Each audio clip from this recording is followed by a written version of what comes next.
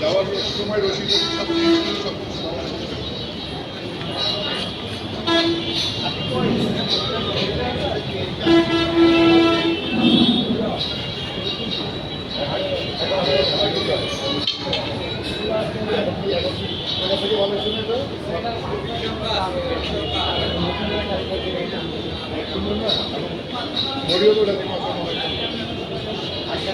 চারটে একটু দেখো তো কয়টা, চারটে না ছয়টা?